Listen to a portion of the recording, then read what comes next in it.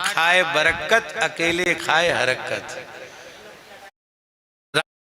पुण्य फल रामार्चन में उन यज्ञों को सविधि सैकड़ों बार उनका अनुष्ठान किया जाए और उसका जो पुण्य फल है वह पुण्य फल रामार्चन महायज्ञ के 16वें अंश की बराबरी नहीं कर सकता। इतनी महिमा है। रामार्चन का प्रसाद बिना बांटे नहीं खाना चाहिए। आपको मिले तो किसी को दो तब खाओ। वैसे तो बांट के ही खाना चाहिए। बांट खाए बैकुंठे जाए, अकेले खाए सो नरके जाए। बांट खाए बरकत, अकेले खाए हरकत। जब अभी श्रावण पूर्णिमा को ब्राह्मणों का उपाकर्म होगा, ऋषि पंचमी को भी ब्राह्मणों का उपाकर्म होता है, तो उसमें संकल्प में बोला जाता है एकाकी मिष्ठान्न भोजन। क्या बोला जाता है?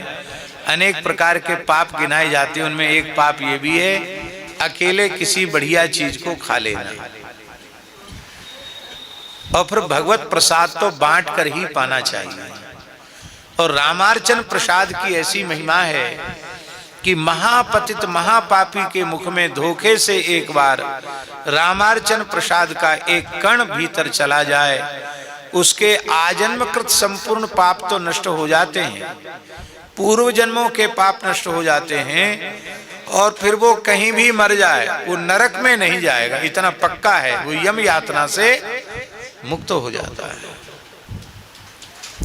अभी आप कथा सुनेंगे, महाव्याधि से ग्रसित कोई व्यक्ति हो जिसके रोग का कोई इलाज अब डॉक्टरों के पास न हो, श्रद्धा पूर्वक उसके निमित्त भी रामार्चन यज्ञ हो जाए और रामार्चन का प्रसाद सबसे पहले हनुमान जी को दिया जाता है और हनुमान जी से प्रार्थना की जाती है कि आप पूरे भुवन को, उस ब्रह्मांड के जितने वैष्णव हैं सबको प्रसाद देवें, क्योंकि उस समय सब उपस्थित होते हैं सूक्ष्म भाव से, हम लोगों को दिखाई नहीं पड़ रहा है, लेकिन समस्त ब्रह्मांड के ऋषि मुनि महात्मा देवता तीर्थ वैष्णव सब यहाँ उपस्थित हैं प्रसाद लेने के लिए, और सबको प्रसाद हनुमान जी ही बांट सकते हैं।